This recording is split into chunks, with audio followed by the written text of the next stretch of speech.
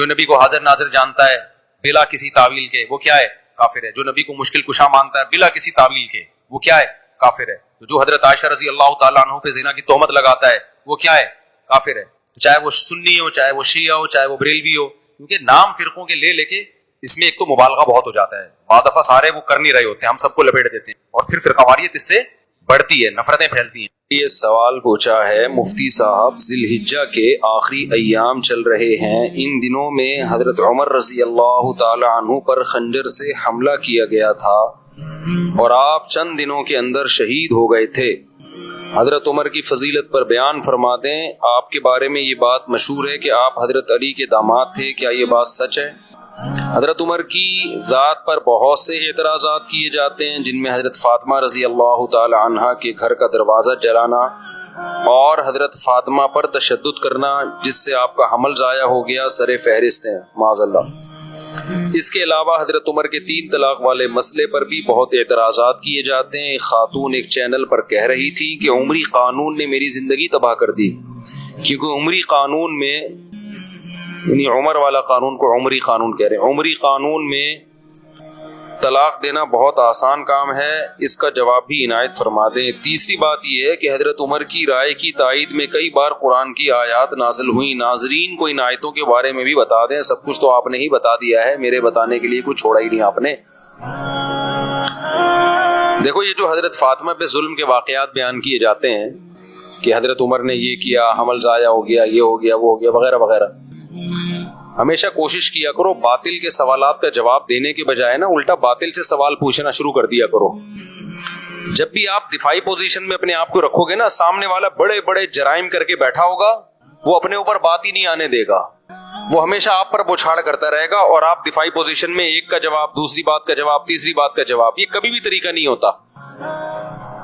میں نے ایک واقعہ سنایا تھا کہ ایک صاحب آئے اور مجھے کہنے لگے کہ علماء دیوبند کے عقائد، آپ کے جو علماء دیوبند کے جو اکابر ہیں نا، ان اکابر کے عقیدے ٹھیک نہیں ہیں، میں آپ سے اس پہ مناظرہ کرنا چاہتا ہوں. مجھے کہنے لگے، میں نے کہا ٹھیک ہے میں تیار ہوں اس کے لیے، لیکن آپ الزام لگاؤ گے علماء دیوبند کے جو اکابر تھے، جو ہمارے اکابر تھے، ان پہ الزام لگاؤ گے اور میں ان الزامات کا دفاع کروں گا، تو یہ برابری والی بات نہیں ہوئی.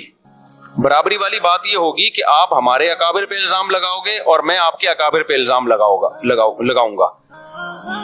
آپ نے جیسے میں نے اپنے اکابر کا دفاع کرنا ہے، تو جو میں آپ کے اکابر پہ الزام لگاؤں آپ نے اس کا بھی دفاع کرنا ہے. یہ یک طرفہ بات نہیں ہوگی کہ آپ مجھے تھپڑ مارو اور اپنے منہ کو میں بچاتا رہوں بیٹھ کے. جب آپ کو میرے منہ پہ تھپڑ مارنے کی اجازت ہوگی اور میں بچاؤں گا تو میں بھی آپ کے لگاؤں گا اور آپ اپنا منہ بھی بچائیں گے. سمجھتے ہو کہ نہیں سمجھتے؟ یہ ہمیشہ بحث کا اصول ہے، یہ یاد رکھو. باطل کی کوشش ہوتی ہے آپ پہ چڑھ جائے وہ، اور اپنے آپ کو بالکل پہلے سے ہی محفوظ رکھ لیتا ہے وہ. بات سے بات نکلتی ہے نا. عیسائی آتے ہیں، عیسائی لوگ جو طنز کرتے ہیں، اسلام پہ اعتراض کرتے ہیں، نبی صلی اللہ علیہ وسلم نے اتنی عمر میں 9 سال کی لڑکی سے شادی کی، فلانا، یہ وہ جو ان کے الزامات ہوتے ہیں جہاد اور اسلام تلوار سے، جو 8-10 مشہور اعتراضات ہیں. ٹھیک ہے علماء اس کا بھی جواب دیتے ہیں، لیکن آپ بھی تو اعتراض کرو. بھائی آپ عیسیٰ کو خدا کا بیٹا کہتے ہو، ایک مخلوق کو خدا کا بیٹا کہہ رہے ہو، یہ زیادہ چھمبے کی بات ہے؟ یا حضرت عائشہ 9 سال میں بالغ ہو گئیں اور پیغمبر سے انہوں نے 50 سال کی عمر میں نکاح کیا اور ہمیشہ خوش زندگی گزاری، وہ اس پر بالکل بھی نادم نہیں تھی، وہ خوش ہیں. وہ آج بھی زندہ ہو کے آ جائیں، آپ ان سے پوچھیں کہ اگر دوبارہ ہم ماضی میں چلے جائیں اور آپ کی 9 سال کی عمر میں رخصتی ہو اور پیغمبر کی 50 سال عمر ہو، وہ کہیں گی دوبارہ میں یہ کام کروں گی، کیونکہ وہ تو اس رشتے پہ اتنا خوش تھی. تو آپ پہلے اس بات کا جواب دو کہ ایک خدا بھی ہے اور خدا کے بیٹے بھی ہیں عیسیٰ، اور یہ کیسے ممکن ہے؟ تو بجائے اس کے کہ ہم اعتراضات کے جواب دینا اگلے سے، دیکھو یہ میں اس لیے کہہ رہا ہوں کہ اسلام پہ جو اعتراضات ہوتے ہیں یہ اس لیے کرتے ہیں تاکہ ہماری نظر میں اسلام کو مشکوک کر دیں اور ہم اسلام کو چھوڑ دیں. یہی ہوگا نا؟ تو ہم اسلام چھوڑ کے جائیں کہاں؟ جدھر جانا ہے پہلے اس کا برحق ہونا تو ثابت کرو نا. بھائی ایک ڈاکٹر نے آپ کو بتایا یہ بھی نہیں کھانا، یہ بھی نہیں کھانا، اس سے بھی پرہیز، اس سے بھی پرہیز، آپ ڈاکٹر صاحب سے پوچھتے ہو کھانا کیا ہے، پھر ڈاکٹر کہے کچھ بھی نہیں کھانا. تو ڈاکٹر صاحب ایسا تو نہیں ہو سکتا، وہ تو یقینی مروں گا پھر میں بھوکا پیاسا، مجھے پہلے یہ بتاؤ یہ چھوڑنا ہے تو اس کے متبادل میں نے کھانا کیا ہے. وہ ڈاکٹر صحیح ڈاکٹر ہوگا، وہ کہے گا بھائی ٹھنڈا پانی مت پیو مگر گرم پی سکتے ہو، کھچڑی مت کھاؤ مگر روٹی کھا سکتے ہو، یا روٹی مت کھاؤ مگر کھچڑی کھا سکتے ہو. تو اسلام پہ جو لوگ اعتراض کرتے ہیں کہ اسلام میں یہ غلط، فرض کر لو تھوڑی دیر کے لیے مان لیا بھائی اسلام غلط ہے، اب کیا کروں میں؟ اب میرے پاس یا تو عیسائی مذہب ہے یا ہندو ہے یا سکھ بن جاؤں یا میں ملحد ہو جاؤں، خدا ہی کا انکار کر دوں، تمام مذاہب کا انکار کر دوں۔ اگر اسلام پہ 10 اعتراضات ہوتے ہیں، الحاد پہ 1000 اعتراضات ہوتے ہیں، ہندو مذہب پہ 2000 اعتراضات ہوتے ہیں، عیسائیت پہ 3000 اعتراضات ہوتے ہیں۔ تو بھائی پہلے مجھے جو میں آپ پہ اعتراض کروں گا اس کا جواب دو، میں عیسائیت سے سیٹسفائی ہوں گا، پھر میں عیسائیت اور اسلام کو کمپیئر کروں گا آپس میں۔ سمجھ میں نہیں آ رہی میرا خیال ہے بات؟ تو کبھی بھی ایسا نہیں ہو سکتا کہ باطل آپ پہ اعتراض کرتے رہے، آپ جواب دیتے رہے، اس میں زندگیاں کھپ جائیں گی آپ کی، کچھ بھی حاصل نہیں ہوگا۔ وہ کوئی نیا اعتراض نکال کے لے آئے گا، کل وہ کوئی نیا اعتراض نکال کے لے آئے گا۔ تو بجائے اس کے کہ آپ جو لوگ حضرت عمر پہ اعتراض کرتے ہیں نا کہ حضرت فاطمہ کے ساتھ یہ کیا، حضرت فاطمہ کے ساتھ معاذ اللہ نقل کفر، سیدھا سیدھا ایک جواب دیا کرو کہ حضرت علی رضی اللہ تعالی عنہ اس وقت زندہ تھے یا نہیں تھے؟ سیدہ فاطمہ حضرت علی کی زوجہ تھی یا نہیں تھی؟ تو آپ نے یہ حضرت عمر پہ اعتراضات کر رہے ہو، ان کو برا بلا معاذ اللہ کہہ رہے ہو، حضرت علی نے کیوں نہیں کیا یہ کام؟ نہیں، یہی بات میرا خیال ہے سمجھ۔ حضرت علی کیوں خاموش تھے کہ ان کی زوجہ کے ساتھ ظلم ہو رہا ہے، معاذ اللہ ان کی زوجہ کو مارا جا رہا ہے جس سے ان کا حمل ضائع ہو رہا ہے، معاذ اللہ میری بیوی کے ساتھ کوئی ایسا کرے میں خاموش رہوں گا؟ آپ ان کے ہاتھ پہ بیعت بھی ہو رہے ہیں، ان کو خلیفہ بھی مان رہے ہیں، اور حضرت عمر اور حضرت علی کے اتنے اچھے تعلقات کہ حضرت عمر جو کمیٹی بنا رہے ہیں 6 آدمیوں کی کہ میرے بعد کون خلیفہ ہوگا، اس میں سیدنا علی کا نام بھی ڈال رہے ہیں۔ واہ واہ واہ!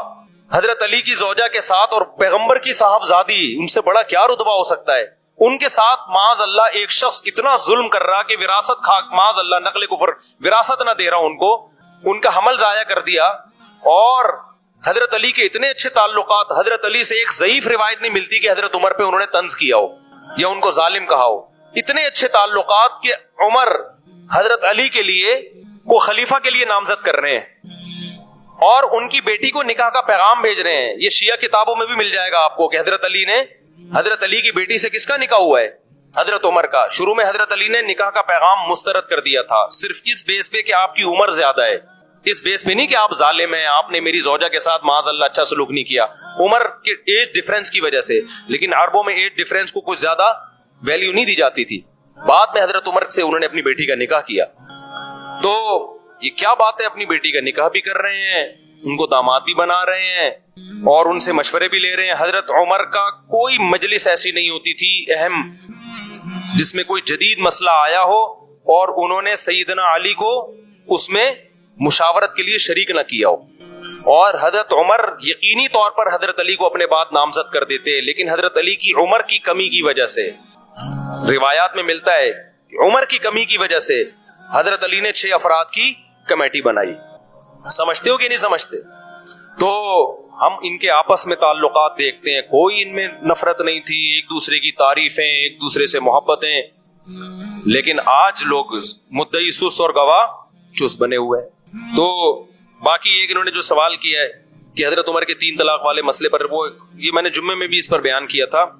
ایک خاتون کا کلپ وائرل ہو رہا ہے، وہ کسی اسکالر کو نا، مذہبی اسکالر کو انٹرویو دے رہی ہیں کہ عمر، یہ جو اہل حدیث حضرات کہتے ہیں نا حضرت عمر نے 3 طلاق کو 3 قرار دیا، نبی کے دور میں تو 1 ہوتی تھی، حضرت عمر نے کیا کر دیا؟ 3 طلاق کا قانون بنا دیا۔ تو میں نے تو خود اہل حدیثوں کی تحریریں پڑھی ہیں اس بارے میں کہ انہوں نے گھر اجاڑ دیا لوگوں کا، یہ کر دیا حنفیوں نے نا، حالانکہ اگر گھر اجاڑنا ہے تو پھر تو حضرت عمر نے کیا، اور شیعہ صاف لفظوں میں کہتے ہیں یہ گھر اجاڑنے کا کام کس نے کیا؟ حضرت عمر نے۔ اہل حدیث صاف لفظوں میں نہیں کہتے کیونکہ ان کو پتا ہے کہ عمر کی محبت ہے لوگوں کے دلوں میں، وہ حنفیوں پہ ڈال دیتے ہیں۔ میں نے خود اہل حدیث کا فتویٰ پڑھا ہے کہ انہوں نے 3 طلاق کو 1 قرار دیا اور نیچے لکھا کہ قرآن و سنت میں 3 1 ہوتی ہے اور حنفی علماء کو اجازت نہیں ہے لوگوں کا گھر اجاڑیں وہ۔ حالانکہ یہ کام پہلے قرآن نے کیا، پھر پیغمبر نے کیا، پھر ابو بکر نے کیا، پھر عمر نے کیا، پھر عثمان نے کیا، پھر علی نے کیا، پھر 4 اماموں نے کیا، تمام صحابہ نے کیا، تمام تابعین نے کیا۔ 7ویں صدی ہجری میں ابن تیمیہ رحمۃ اللہ علیہ کا ایک تفرد تھا، انہوں نے کہا نہیں 3 1 ہوتی ہے۔ 700 سال تک امت میں اہل سنت میں آپ کو ایک فتویٰ بھی نظر نہیں آئے گا کہ جس نے 3 طلاق کو 1 کہا ہو۔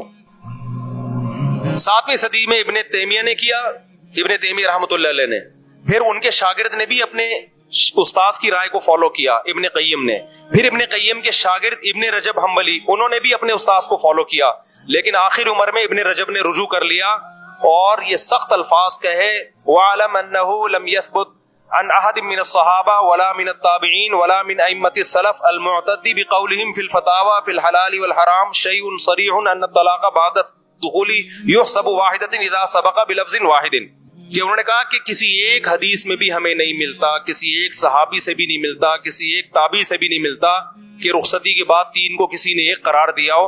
صاف لفظوں میں رجوع کیا کہ میرے استاذ ابن قیم اور ان کے استاذ ابن تیمیہ اس مسئلے میں واضح غلطی پر ہیں، اس کی کوئی حیثیت نہیں ہے، رجوع کر لیا انہوں نے۔ اس کے بعد فقہ حنبلی میں، چونکہ یہ حنبلی تھے، ابن تیمیہ بھی، ابن قیم بھی اور ابن رجب بھی، اس کے بعد فقہ حنبلی میں یہ 3 طلاق کو ایک کہنا ختم ہو گیا۔ آئی بات سمجھ میں؟ فقہ حنبلی میں بھی اتفاق ہو گیا 3 کتنی ہے بھائی؟ 3 ہی ہوتی ہیں، کیونکہ یہ سب حنبلی مذہب کے بڑے بڑے ائمہ تھے۔ صدیوں یہ مسئلہ اسی طرح چلتا رہا، پوری امت میں 3 طلاقیں 3 ہوتی ہیں، 3 ہوتی ہیں، 3 ہوتی ہیں، یہاں تک کہ پھر شیخ بن باز جو سعودی عرب کے مفتی اعظم ہیں، جن کا تقریباً 15-20 سال پہلے انتقال ہوا، انہوں نے پھر ایک نئی رائے قائم کی کہ 3 کتنی ہوتی ہیں؟ 1 ہوتی ہے۔ جب انہوں نے رائے قائم کی، ان کے استاذوں نے ان کی مخالفت کی۔ بن باز سے طلاق کے معاملے میں فتویٰ لینا جائز نہیں ہے۔ میرے پاس میں نے نیٹ سے پوری عبارتیں نکالی تھی، ان کے استاذوں نے رد کیا کہ بن باز کا فتویٰ 3 طلاق کے معاملے میں اس سے بیوی حلال نہیں ہوگی، یہ اجماعی مسئلہ ہے۔ لیکن شیخ بن باز تھے، بڑی حیثیت تھی ان کی، تھے پرہیزگار آدمی وہ، لیکن ایک آدمی کی غلطی کو آپ پوری امت پہ کیسے تھوپ رہے ہو بھائی؟ پھر کیا ہوا؟ سعودی عرب میں یہ مسئلہ اختلافی بن گیا۔ پھر جب اختلافی بنا تو پھر ہوا یہ کہ شیخ بن باز کے استاذ اور تمام حنبلی علماء وہ سارے 3 کے 3 ہونے کا فتویٰ دیتے تھے، بن باز کے پاس جب جاتا تو 3 کے 1 ہونے کا فتویٰ۔ پھر بن باز کے ہی قریبی لوگوں میں سے تھے شیخ صالح العثیمین، اللہ ان کی مغفرت فرمائے، بڑے عالم تھے، انہوں نے بھی بن باز کی رائے لی، 3 کتنی ہوتی ہیں؟ انہوں نے بھی کہا 1۔ اب سعودی عرب میں پھٹا ہو گیا۔ پھر کیا ہوا؟ 80 کی دہائی یا 90 کی دہائی میں سعودی حکومت نے ایک سرکولر جاری کیا کہ 3 طلاق کے مسئلے پر تمام علماء مل کے بیٹھیں اور دلائل سے اس مسئلے کو نمٹائیں، کوئی یہ فتویٰ دے رہا ہے، کوئی وہ فتویٰ دے رہا ہے۔ تو پوری بحث ہوئی، اس پہ القرار کے نام سے ایک رسالہ لکھا گیا، اس میں بہت سارے علماء شریک ہوئے، ان علماء کے نام بھی اس رسالے میں، بڑی بحث ہوئی اس میں۔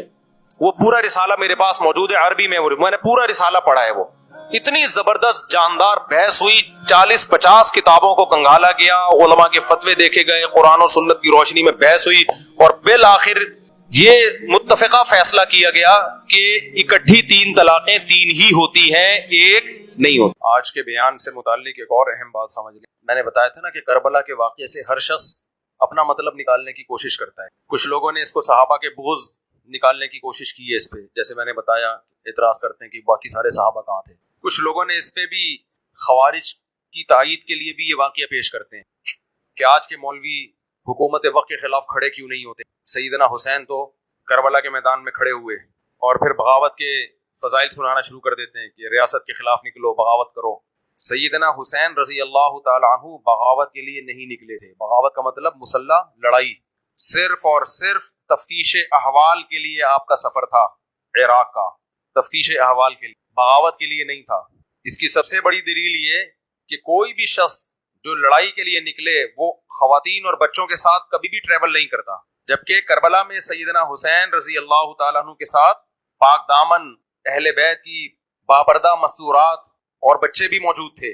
اسی وجہ سے ہم کہتے ہیں کہ سیدنا حسین کا قتل انتہائی مظلومانہ تھا۔ اس کی مظلومیت اس وجہ سے بڑھ گئی ہے کہ آپ کی نیت لڑائی کی نہیں تھی، بغاوت کی نہیں تھی۔ تو اس لیے آج ملک میں بہت سے لوگ دھماکے کر رہے ہیں، بہت سے لوگ اسٹیٹ کے باغی بنے ہوئے ہیں اور لیبل لگاتے ہیں کہ حضرت حسین نے بھی تو یہ سب کچھ کیا تھا۔ حضرت حسین نے یہ سب کچھ نہیں کیا تھا جو آپ کر رہے ہیں۔ ملک میں بدامنی پھیلانا، اسٹیٹ کے خلاف دھماکہ، ہاں احتجاج کرنے کا حق سب کو ہے۔ اسٹیٹ کے خلاف اگر اسٹیٹ کوئی ظلم کر رہی ہے، کس نے منع کیا احتجاج کرنے سے؟ اور یہ لوگ احتجاج بھی نہیں کرتے۔